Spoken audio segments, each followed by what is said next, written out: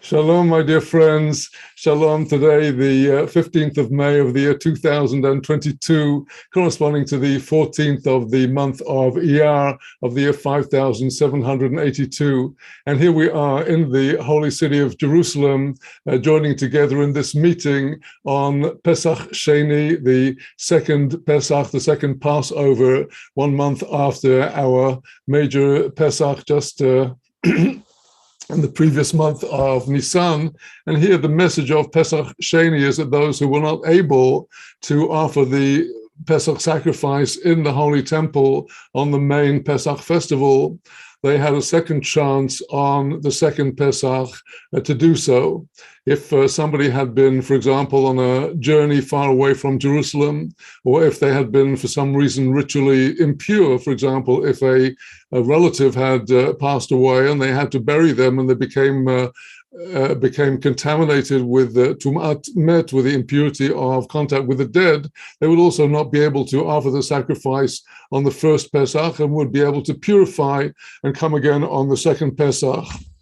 Well, here we today can't even offer the second Pesach either, but at least we should remember that God gives always second chances, second chance to rectify and to make amends and to rise higher. And God willing, the day will come when indeed we will be able to join together and ascend to the Temple Mount in Jerusalem and offer the Pesach sacrifices.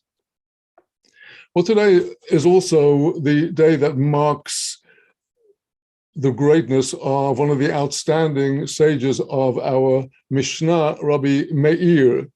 Rabbi Meir, known also as Rabbi Meir Baal HaNes, the master of the miracle, because of the very great power even of simply invoking his name, had to bring about a divine salvation for those who knew the secret. Rabbi Meir is buried in the city of Tiberias, by the side of what is called Lake Tiberias, Yam HaKinneret, the Sea of Kinneret, in the beautiful shape of a lute. And if you come up to Tiberias, the city, from the south, on your left-hand side, just in the hills above the road, is the complex of domed buildings with their distinctive light blue, sky blue coloring to indicate that this is one of the Kivrei Tzadikim, one of the graves of the Tzadikim. And indeed, there are a number of graves from the Mishnaic period, that is some 1800 years ago, including the grave of one of the outstanding students of Rabbi Meir, Sumachus, as he's called in our Talmud. Well, I'll come back to Rabbi Meir and the significance of Rabbi Meir in a moment, because Rabbi Meir indeed signifies the entire oral Torah. Rabbi Meir is actually the one that formulated most of the laws in our Mishnah, with the exception of those that are attributed to other sages, be it Rabbi Akiva, Rabbi Eliezer, Rabbi Yoshua, Rabbi Tarfon, Rabbi Yehuda, or any of the other sages, where a Mishnah is not attributed to any particular sage. That is, by tradition, the language and the formulation of Rabbi Meir, who was one of the outstanding students of Rabbi Akiva. And at this time of year, particularly today, as we do enter the week of the sphere count of Hod, the overarching figure is undoubtedly Rabbi Shimon Bar Yochai. The Hilula of Rabbi Shimon Bar Yochai is celebrated on this coming Wednesday night and Thursday, the 33rd day of the Omer count. We count 33 on Wednesday night, and the whole of Wednesday night and Thursday, that is the 33rd day, Lag BaOmer. Whether either Rabbi Meir or Rabbi Shimon actually passed away on these days, Rabbi Meir on the 14th of Iyar and Rabbi Shimon Bar Yochai on the 18th, it makes very little difference. These are the days that have been chosen from very great antiquity, mentioned in ancient texts as the day on which these sages are remembered. Rabbi Meir Baal HaNes the master of the miracle today, and Rabbi Shimon, son of Yochai, on Thursday, Lag BaOmer.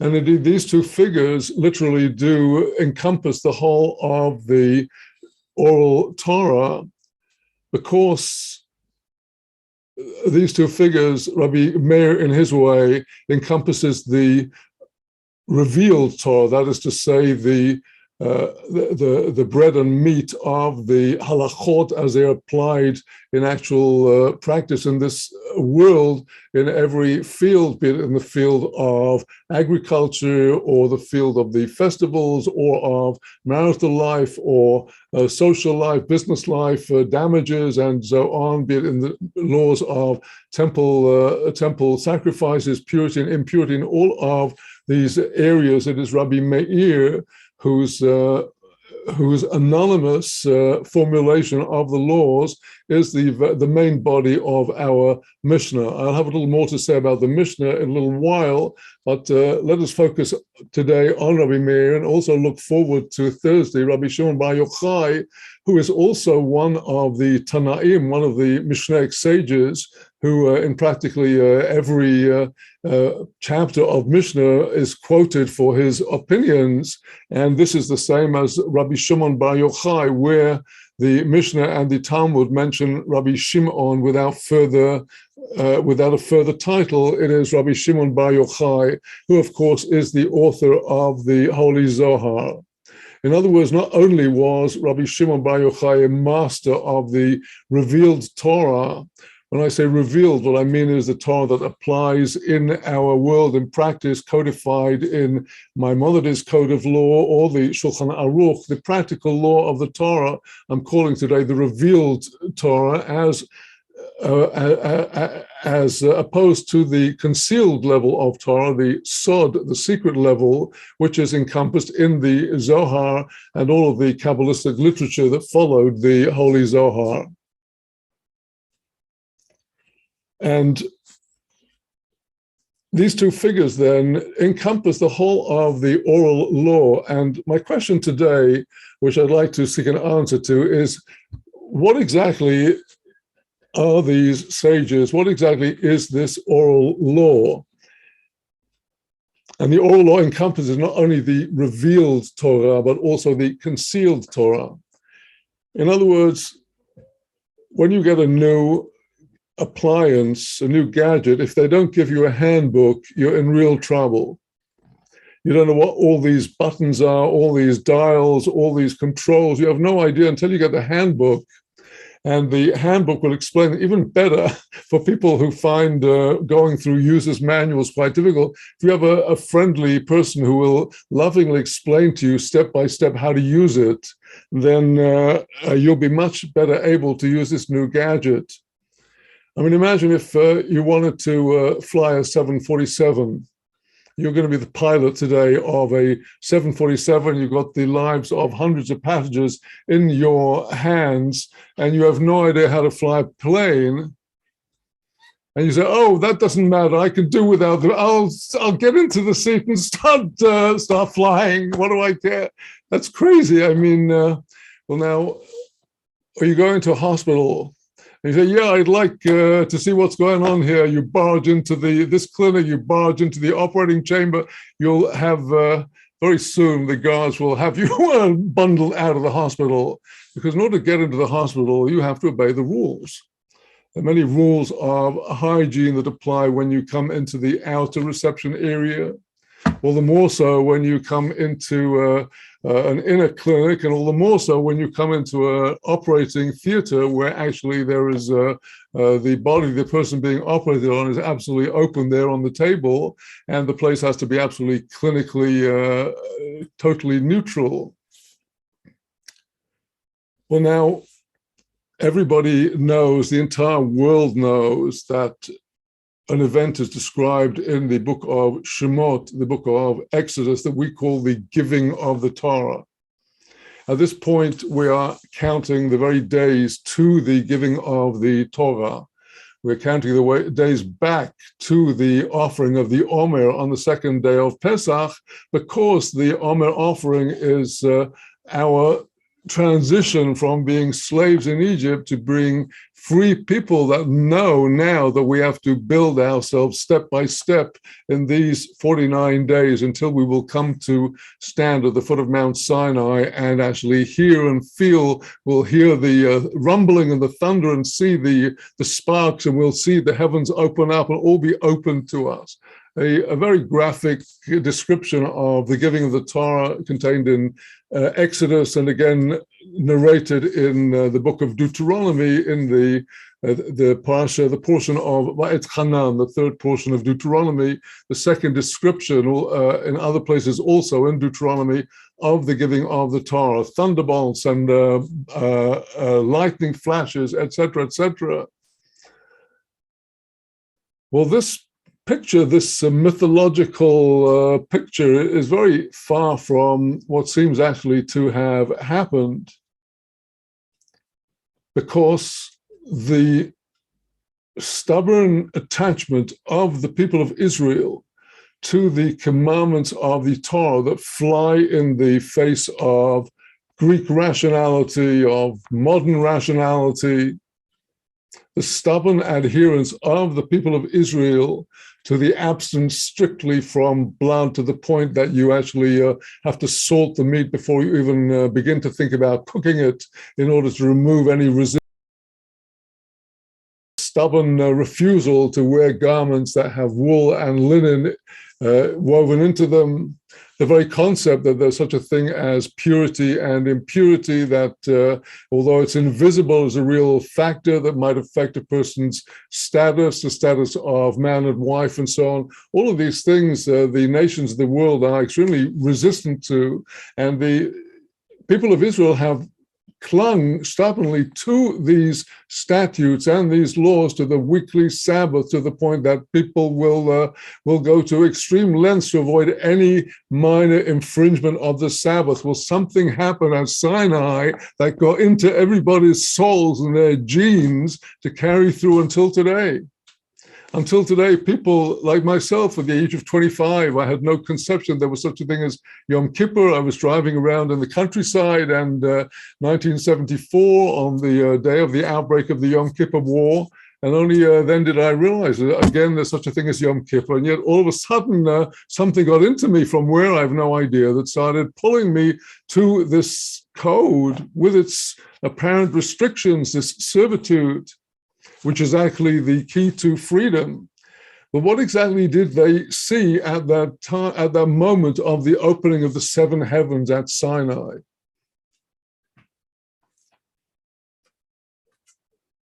Pagan culture has been extremely visual.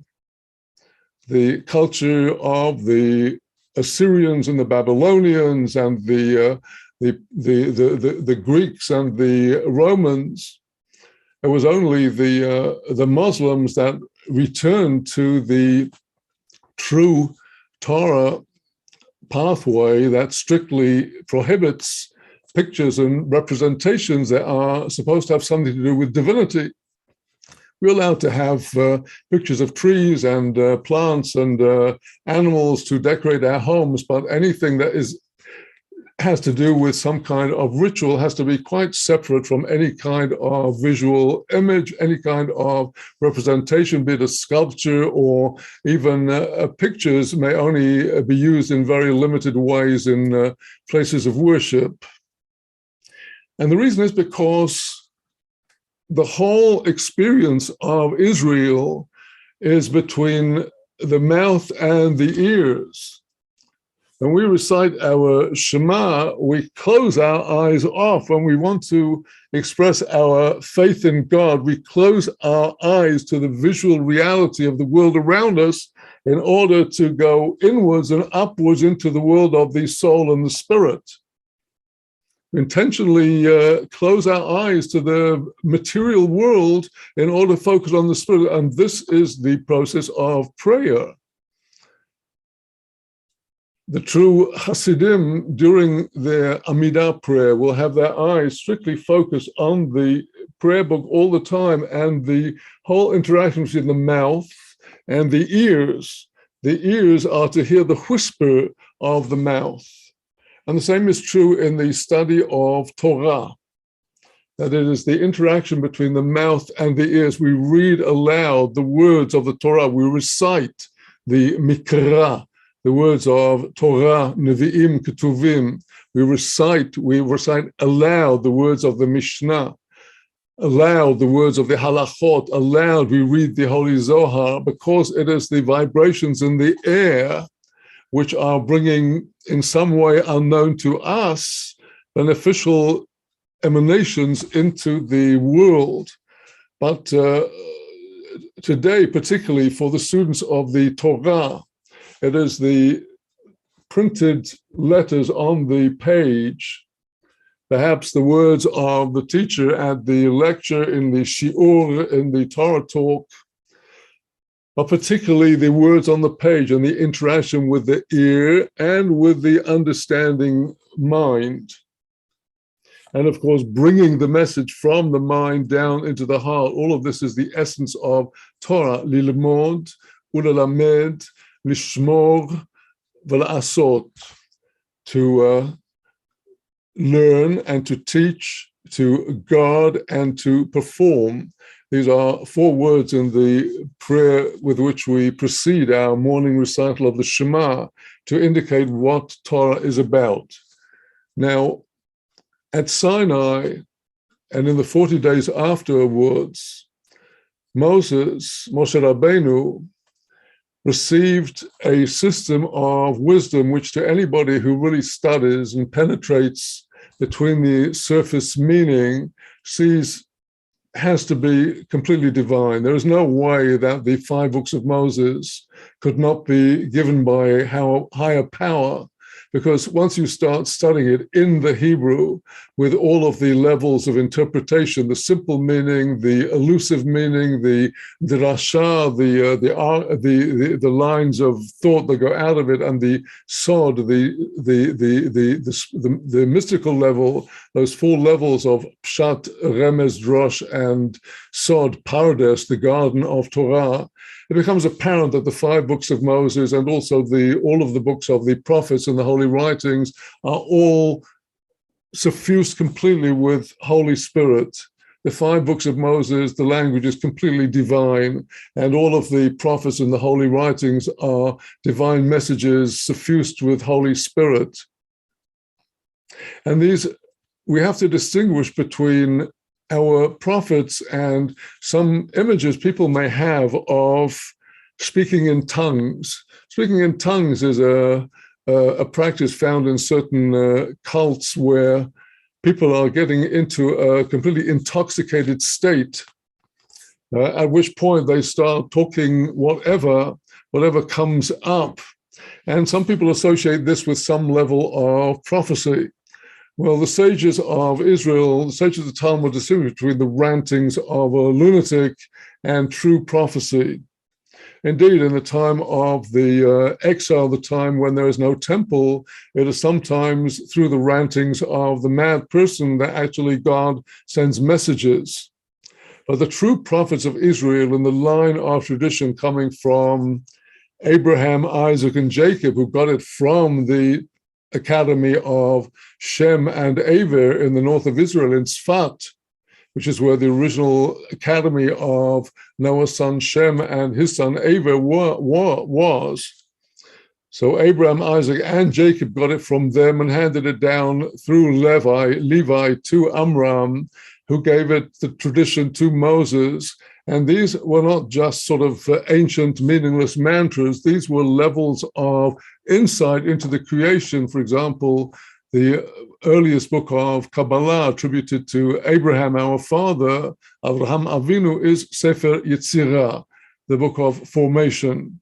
Well, this consists of a number of chapters, each consisting of very terse mishnayot, traditional formulations relating to the elements of the creation: fire, water, air, and earth, to the secrets of the Hebrew alphabet and all of their connotations. Well, just today, those scientists at the very forefront of scientific research and speculation are coming to see that the figures in the Sefer Yetzirah, for example, the 22 letters and the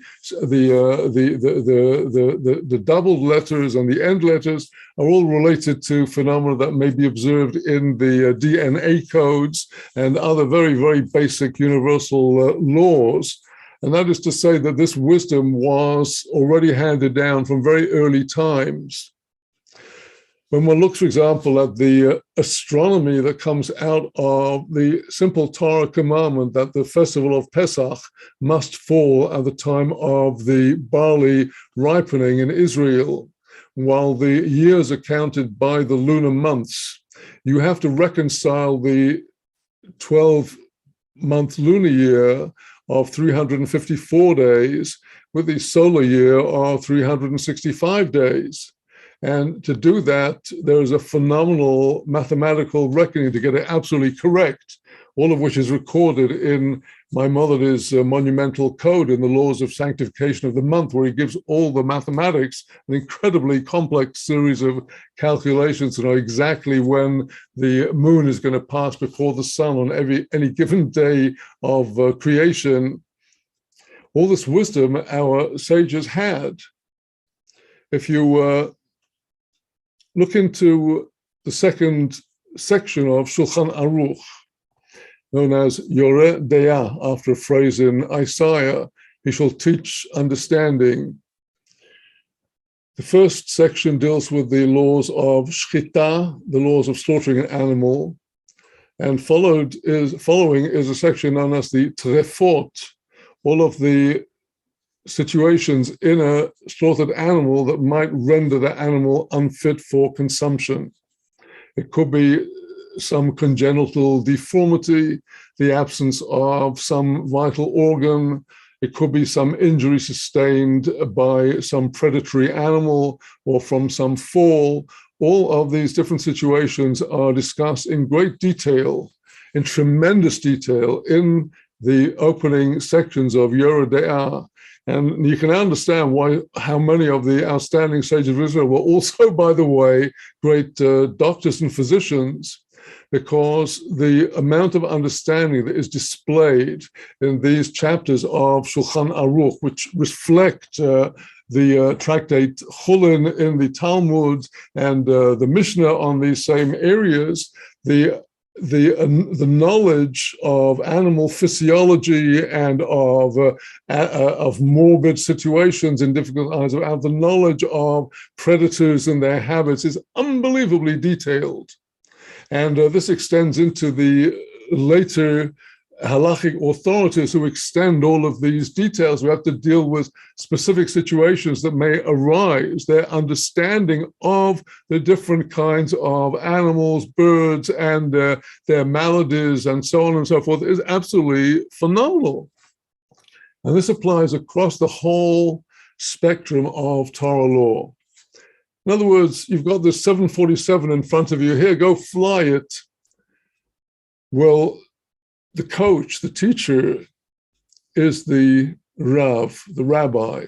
The Hebrew word Rav simply means master. Today, it's come to mean that guy with a long white beard who answers questions about kashrut, the Rav of the community. But the original word Rav means a master. It could be the master of a servant. He's called the Rav. A rabbi is a term that expresses my master. And a student is expected to address his master and teacher with respect, with the expression, Rabbi, my teacher, my master. And we now have to understand that the oral law that Moses was given concurrently with what he wrote in the Torah scroll, the oral Torah which Moses handed down to Joshua and to Aaron and to the sons of Aaron, Elazar and Itamar, and they in turn to the sages of Israel, the 70 members of the Sanhedrin and all of the other sages and students. These were not the generation of the wilderness. If we imagine a sort of bedraggled group of people pulling themselves through the wilderness with some donkeys and their clothes all I think it's impossible today for us to really at all understand what was this spiritual event of the Exodus from Egypt. We've seen too many movies and too many representations. Happy were they who had simple faith that it happened. That it happened, I have no doubt. To try to visualize it, I cannot. But here was a people who, after 50 days of when they received the Torah at Sinai, they spent the next 40 years discussing it, reviewing it, understanding it, developing it. That's what they did in this wilderness, wherever it was, whenever it was. This is evident to anybody who seriously studies the Talmud with the Tanakh. Now, it's like the nations of the world who said, well, it's all a forgery, and well, it was twisted, and well, it was they made up the laws. That's like the guy who comes into the hospital and say, all these rules of hygiene are a load of garbage. I want to go into the operating chamber and I want to watch. I mean, call the police, please, because that's not the way you do things. You don't barge into the pilot's cabin in the 747. I'd like to take over. I don't believe all that garbage that they taught you in this. I don't believe any of that. Let me try the police. Let's land the nearest airport. So it is with the Holy Torah. This document was cherished from generation to generation. Before there was ever printing, the scrolls were handwritten letter by letter, exactly, each letter adorned with its crowns and its tags, its thorns. In those times, if we, forgive me for introducing this comparison, but when we look at pictures of the little children, the madrasas in Pakistan, for example, where all they have before them is the text and the teacher chanting and the children chanting, and they don't see no television, they don't see no smartphones and no other media, only all that. This was the way of Israel in millennia back. There were people of an agricultural people, people that had livestock, that had fruit trees, they had vines, and they spent their available time. The thing that was their main hobby was assembling in the village center, the synagogue, the Bet Knesset, the gathering house, and saying the prayers, and the rest of the time discussing the laws, which they knew, of course. They knew the Mishnayot from the age of 5, 6, 7. They knew it all by heart. There are people today who can recite hundreds and hundreds of chapters of the Mishnah. There are 522 chapters of the Mishnah. And in earlier times, there were people, in my time, 60 years ago, in a secular school, we were expected to learn whole sections of William Shakespeare, the people who could recite sections of the King James Bible by heart, and others who tried to recite Homer or Virgil by heart. But lehavdil, to talk about Israel once again, the written Torah was known back to front by anybody who had the rudiments of education. That is to say, I'm talking now about over the from the time of the entry into the land under Joshua through the age of Joshua, Judges, Samuel, up till David. They were working all the time on the 5 books of Moses and recording what happened since they entered the land. King David, if you'll read Psalm 119, you'll see that one of his main loves is God's Torah and God's laws. He's meditating on the laws. Now, he's not just saying, oh, what a nice law, love your neighbor as yourself. He is going into the holy letters, the Torah, into the allusions, into the mathematical levels, into the gematriot, into the holy names, the partsufim, the levels of spirituality. And that is David's love of the Torah, which he comes to bring to Israel with the other sages. And David, who is described in Samuel as having this ability to play and to lift the evil spirit from King Saul, David is a master of the oral law. There's a section in Samuel, also in Chronicles, where David is yearning for the waters from the gates of Bethlehem. Well, these waters are the Torah that comes out of the Sanhedrin of Bethlehem that David sends people to bring him. And then he offers this to the Lord God. He doesn't want it to be David's water. He wants to be the halacha of Israel.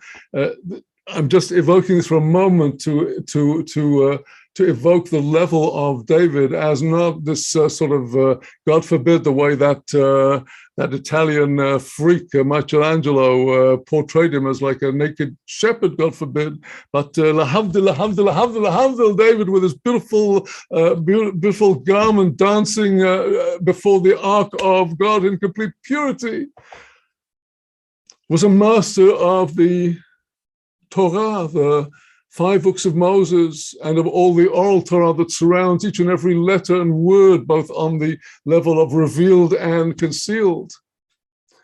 And so handed it down to Shlomo, who was the head of the Sanhedrin of the time. The king is not the head of the Sanhedrin, but Solomon was the main influence of his generation, as David had been. And so later on, Yehoshaphat, king of Judah, was. Each time Yoshiao, each of these kings was not a political figure only, but a religious and a spiritual figure, and they were masters of the law. Now, the tradition was taken from Jerusalem to Babylon at the time of the successive exile of Israel in the time of Nebuchadnezzar, the first wave under King Jeconiah, which took along Mordechai and took along Daniel and his companions, Hananiah, Mishael, and Azariah. All of them went to Babylon then, and later the rest came afterwards with the actual destruction. And the focus of the Torah, the written Torah and the oral Torah, came over to Babylon until it returned with Ezra. In the time of Babylon, the leading figure was the student of Jeremiah. Jeremiah had been in Jerusalem. He left Jerusalem at the time of the exile, and we see Jeremiah's later history in the last chapter of Jeremiah. Jeremiah had a student who's mentioned in his prophecy, Baruch ben Neriah. It was Baruch ben Neriah who actually transcribed the prophecies of Jeremiah, as is described in the book of Jeremiah, when he wrote down the book of Lamentations and brought it before the king, who promptly tore it up and burned it.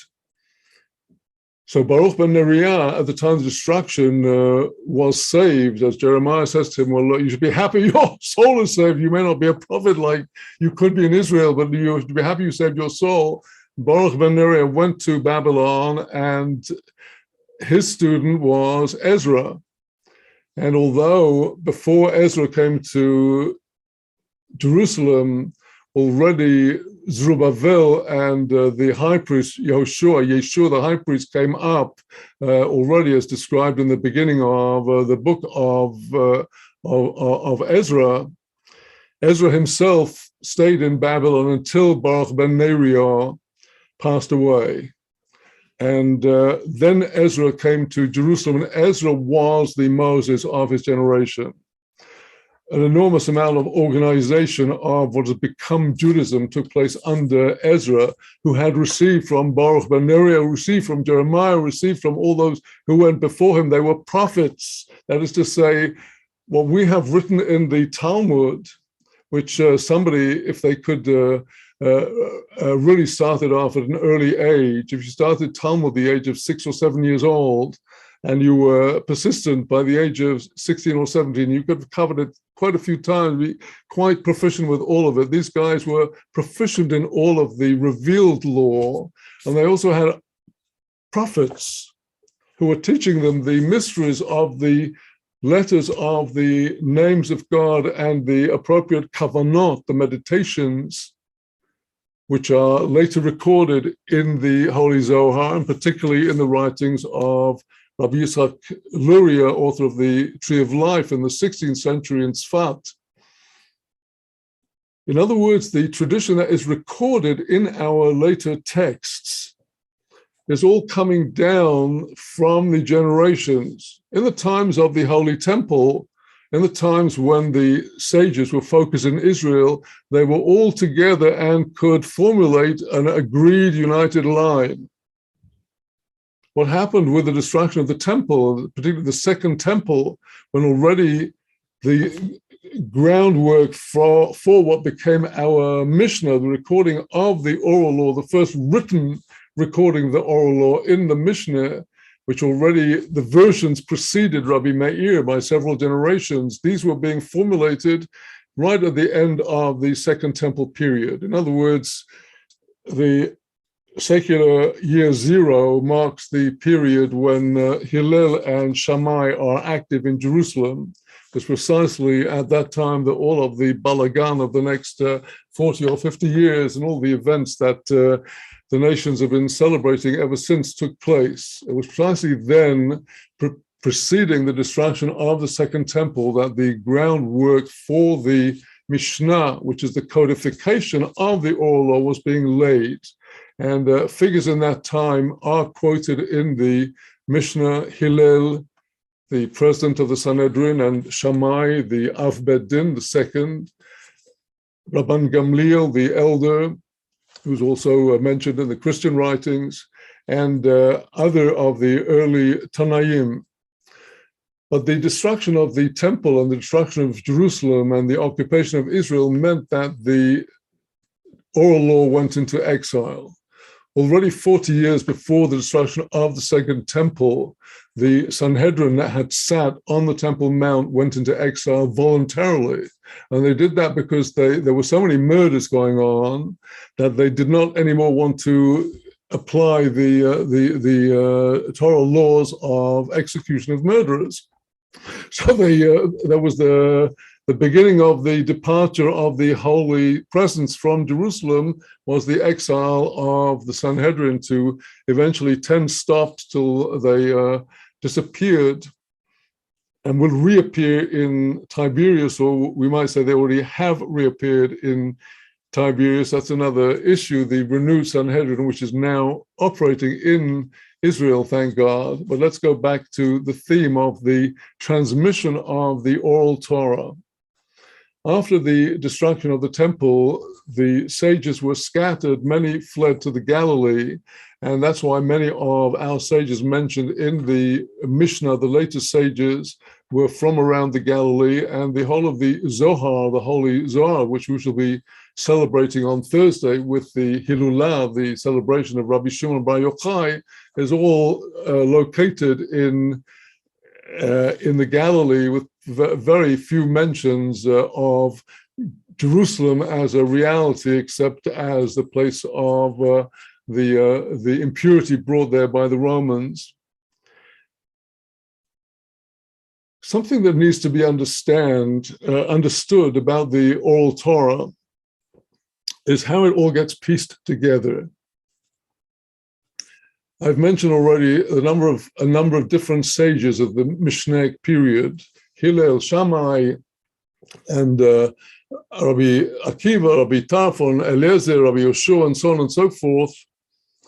They all had different, very subtle differences in their formulation of certain laws, which have actually very important implications in each direction, and these are what is discussed in the Talmud, in the Talmud's discussion of the opinions of the Tanaim. What I want to get across is that the reason why on any given subject the volume of the Talmud is called a tractate brachot, blessings, tractate Shabbat, tractate Pesachim, Pesach, Sukkah, etc. Why all of the different tractates of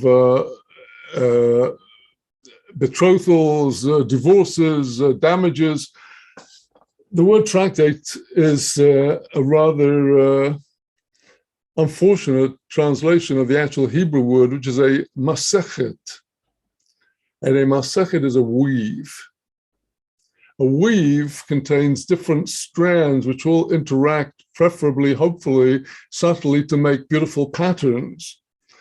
And all of the different sages who are mentioned in the Mishnah were not all sitting together in one place. After the destruction of the temple, they were all over the place. Some were in Yavne, some were up in this part of the Galilee, some in that part of the Galilee, some went down to the south. We're talking about multiple generations. From the time of Hillel and Shammai, there is Rabban Gamliel and Rabbi Shimon, his son, and the son of Rabban Shimon is Rabban Gamliel the second, and then his son, Rabbi Shimon, and all the later generations. These are all contained in the Mishnah, all the different times, and the art of Rabbi Judah the prince was to sew it all together, to weave it all together.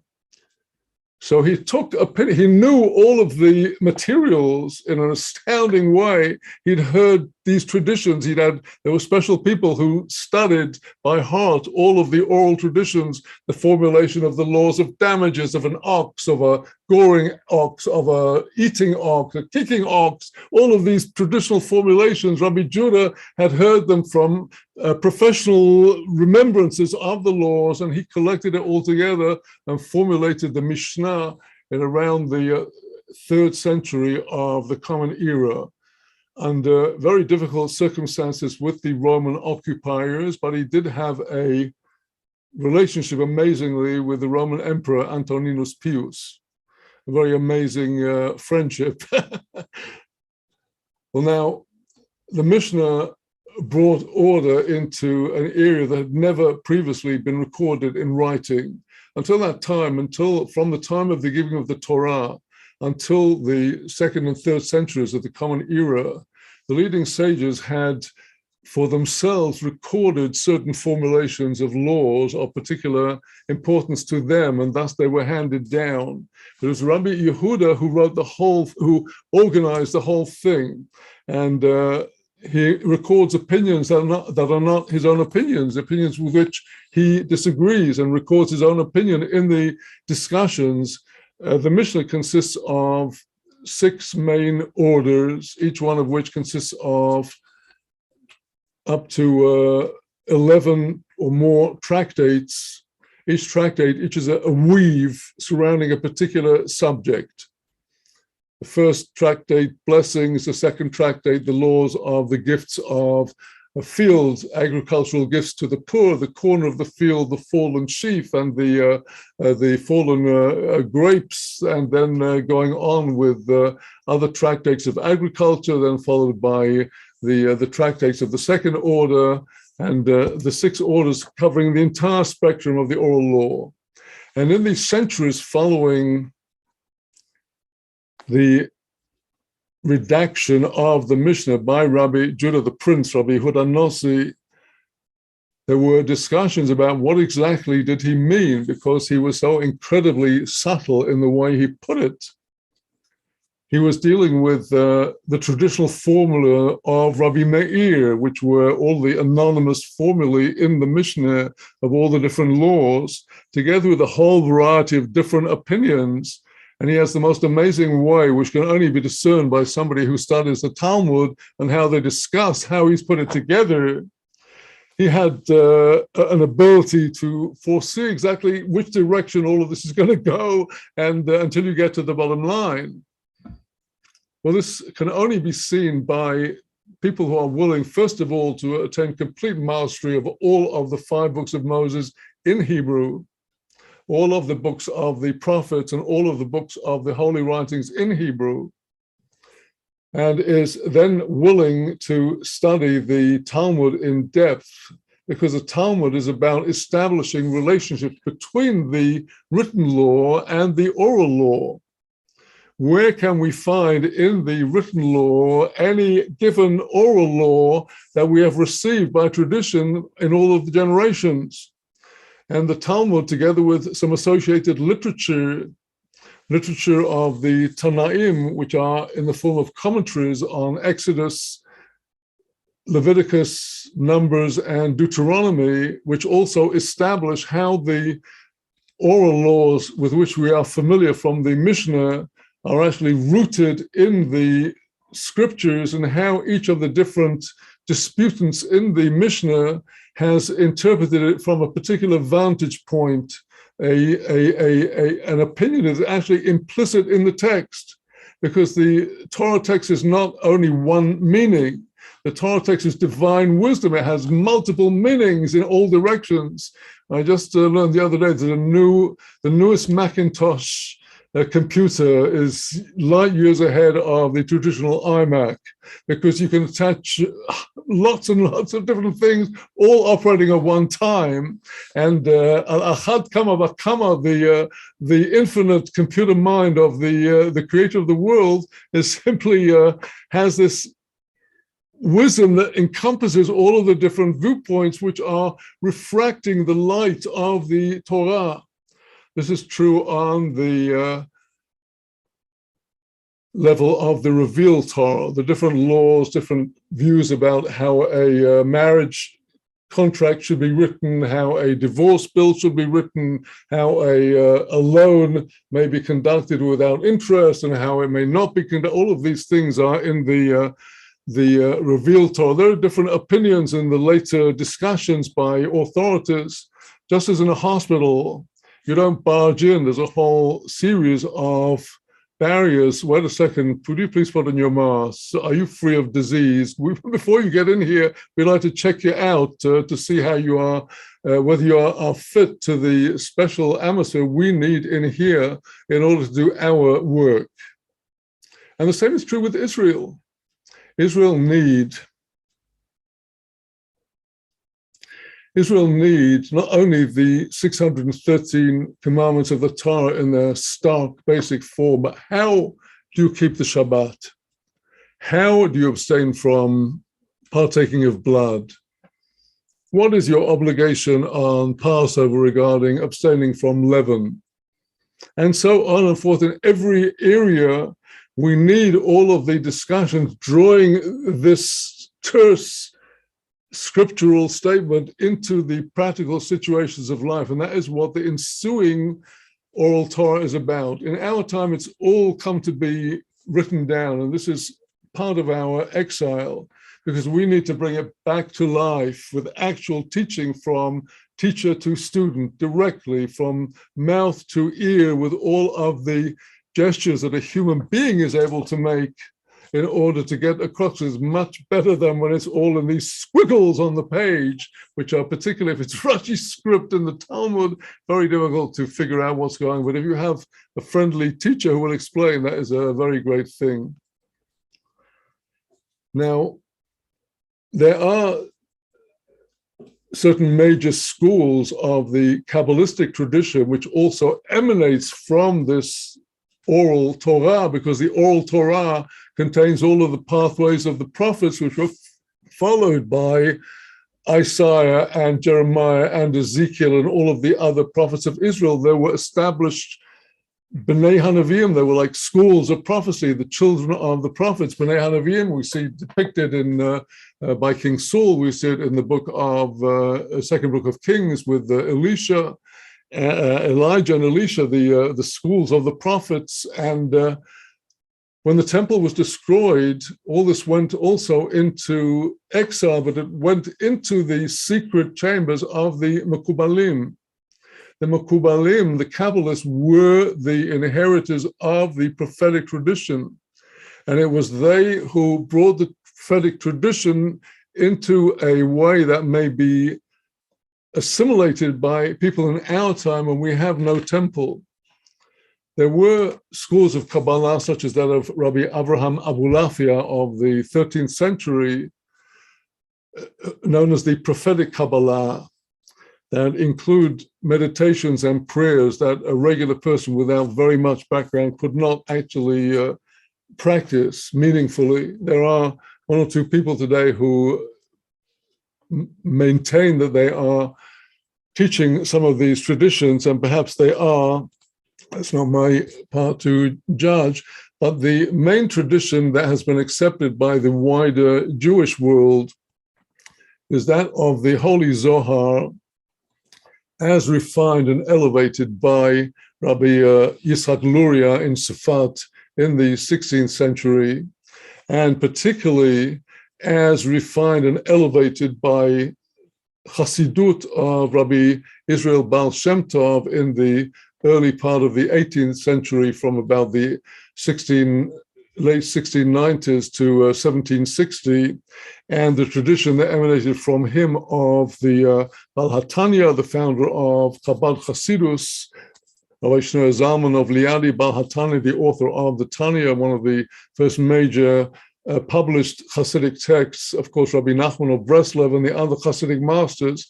All of these are bringing down Torah Shebe'al Peh, the oral Torah, in a way that may be assimilated in our time. Indeed, the Lubavitcher Rebbe, of blessed memory, taught that the revelation of Torah is a continuing, ongoing elevation, and whereas it might seem that Chassidut is, like for the masses, okay, but the real guys in there are, the Kabbalists with the Kavanot of the Ari, the Yehudim and all that.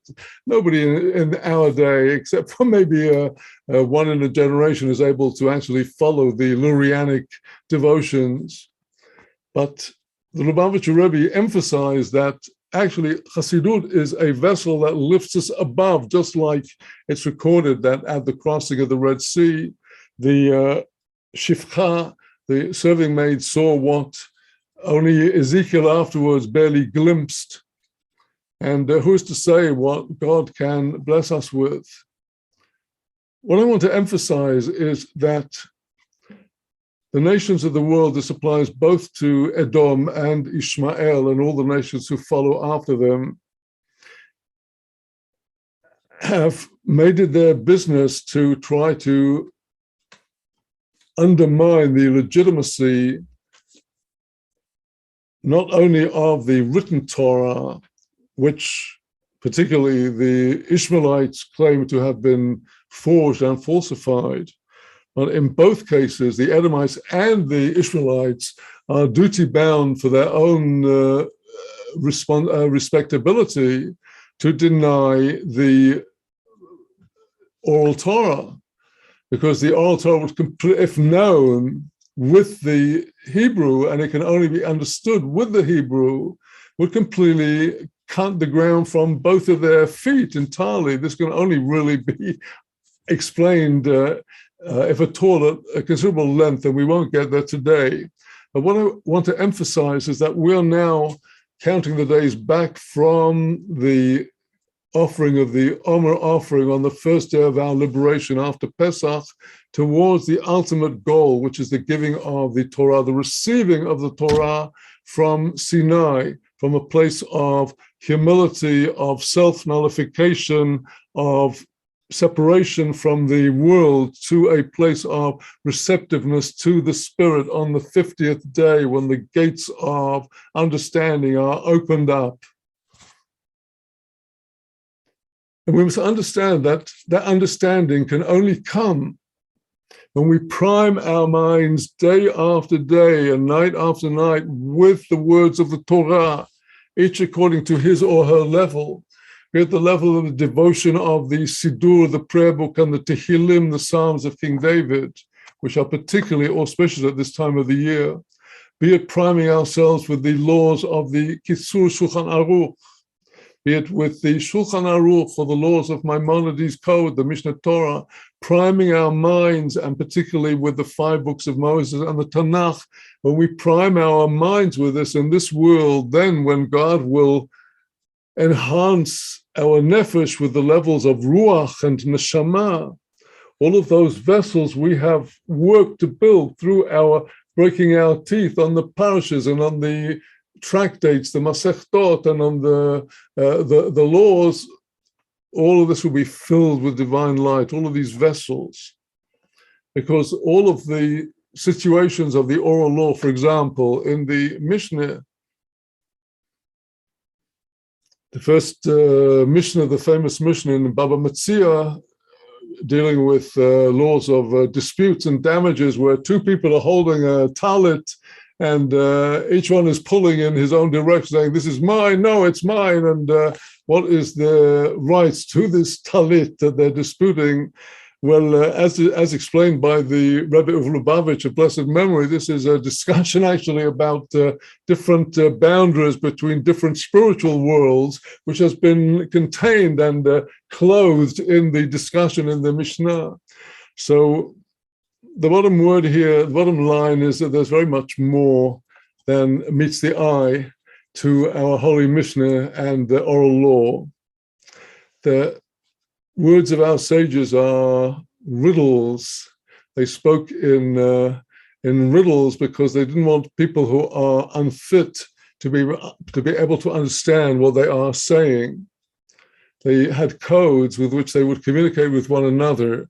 And as you learn the code, you begin to realize exactly what they glimpse, what they are talking about. These were not people that we can envisage if we try to compare them with the people today. I mean, go to some university and find a few philosophers who may be completely brilliant and qualified in their academic field, but can you find one who actually has Holy Spirit or powers of prophecy? One of my teachers in Talmud many years ago said to me that he had a tradition from the Rebbe of Sons, the sons of Rebbe, whose attendant he once had been, that there is no sage that is mentioned in the Talmud that did not have the power to bring the dead back to life. Now, does that mean that the sage of the Talmud could actually, lift up a dead body? I think what it means is that the power of the law that was revealed through the lips of this sage has the power to bring souls back to life, to light up souls again who are slumbering.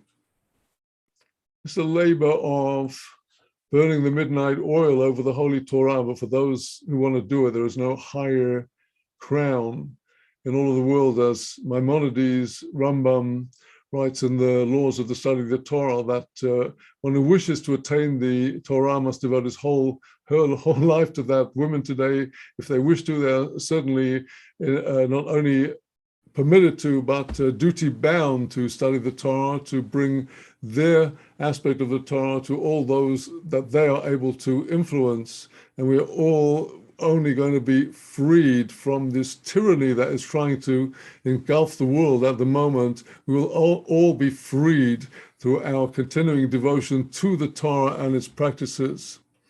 So with that, my friends, I'm going to finish the formal part of this class, and to wish everybody today a Pesach Sheni Sameach. It should be a second opportunity that we will take in order to ask God Almighty to give us yet another chance, and the next time we will actually be in Yerushalayim.